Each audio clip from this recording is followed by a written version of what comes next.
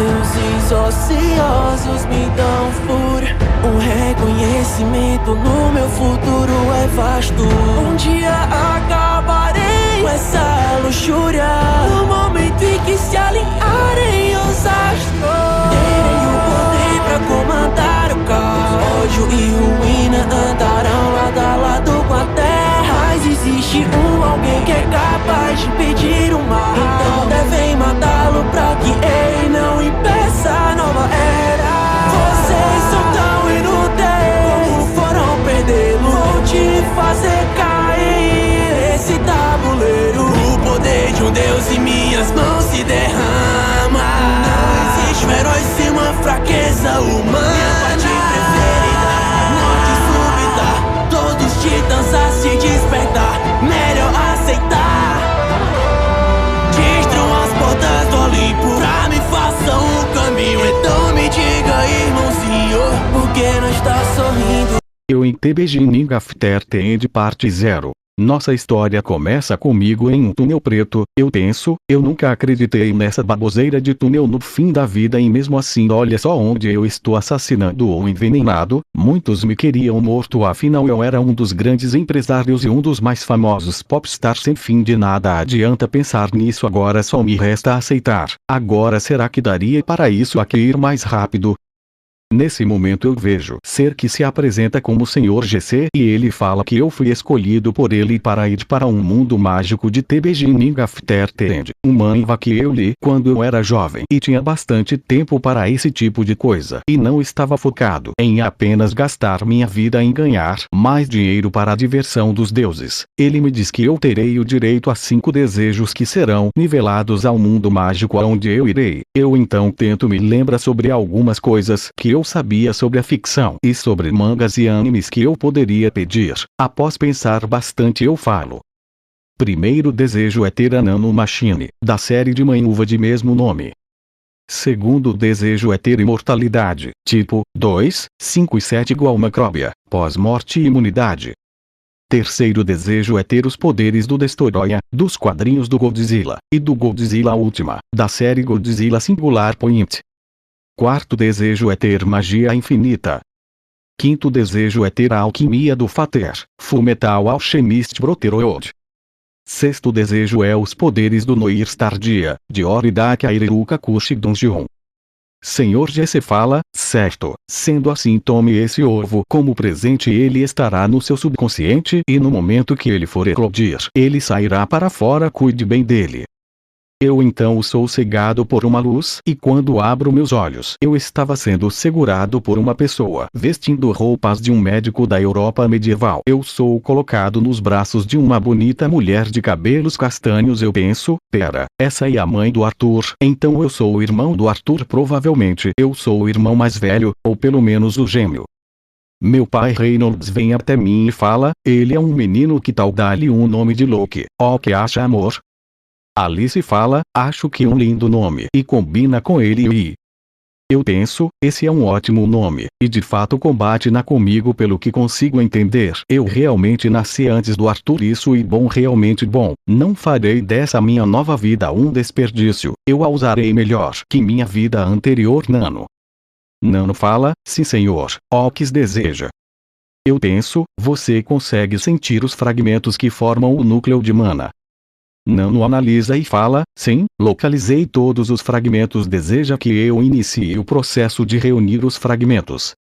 Eu penso, sim, mas faça de forma que dure pelo menos um ano para completar o núcleo de mana, afinal já é normal despertar o núcleo tão cedo, assim seria ainda mais anormal se eu despertasse meu núcleo meses após meu nascimento. Também treine meu corpo para o combate corpo a corpo, mas que não fique aparente para não desconfiarem. Nano fala, certo, iniciando o procedimento de reunião dos fragmentos.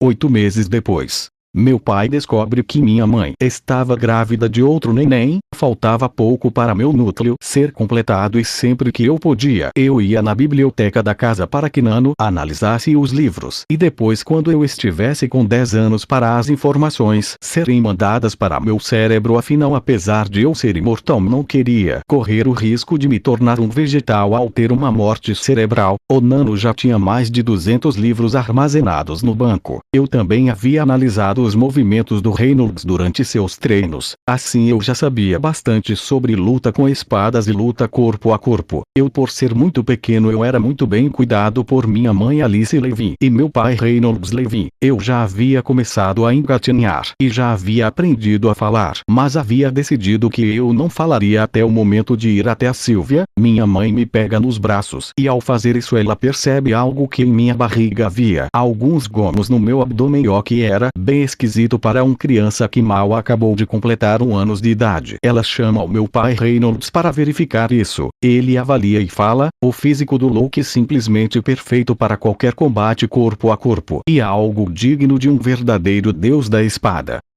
Eu penso, porra Nano, eu lembro bem que eu pedi para não deixar aparente e você simplesmente fez com que eu tivesse um abdômen tanquinho.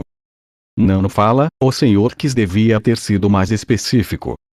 Eu fico com uma gota de suor na cara e quando me dou por mim vejo a cara de alegre do Reynolds ao ver o grande potencial que seu filho poderia ter na arte da espada. Eu e minha mãe ficamos com uma gota na cabeça ao ver a felicidade expressa na cara do Reynolds, que tinha um sorriso de orelha a orelha. Ele fala: provavelmente o Loki tem o corpo divino do deus dragão. A Alice fala: Rei, você realmente acredita nessa lenda? O Loki pode até ter bons músculos para uma criança de 1 ano, mas dizer que ele é o herdeiro de um físico lendário de um deus já é exagero. Reynolds fala com uma aura depressiva: sim, eu sei, mas você ao menos podia me deixar sonhar.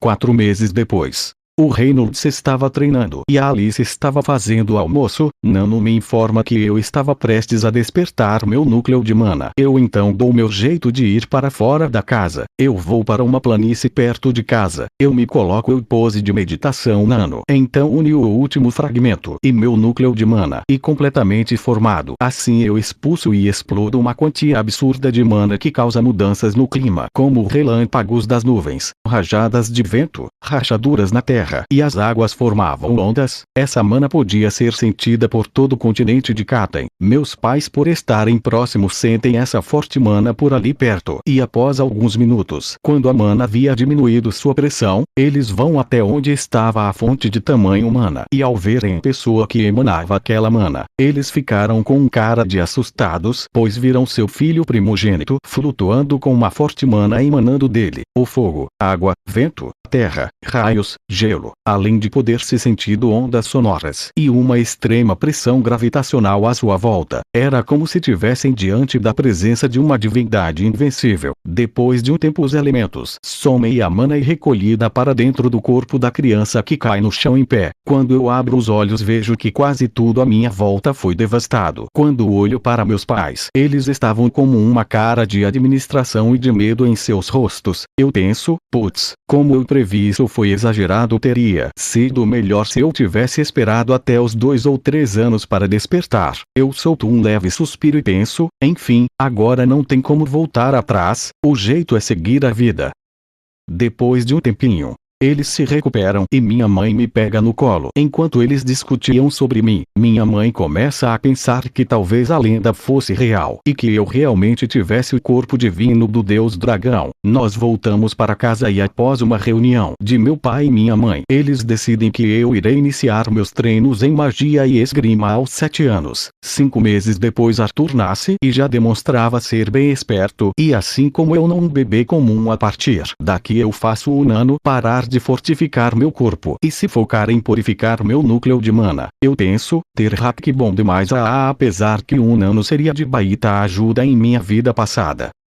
3 anos se passam. Como um sopro o Arthur desperta seu núcleo de mana. O Reynolds e a Alice só conseguiam pensar nos monstros de poder que seus amados filhos iriam se tornar. Eu já andava perfeitamente e o Arthur também, mas tendo ainda uma pequena dificuldade motora, mas nada demais.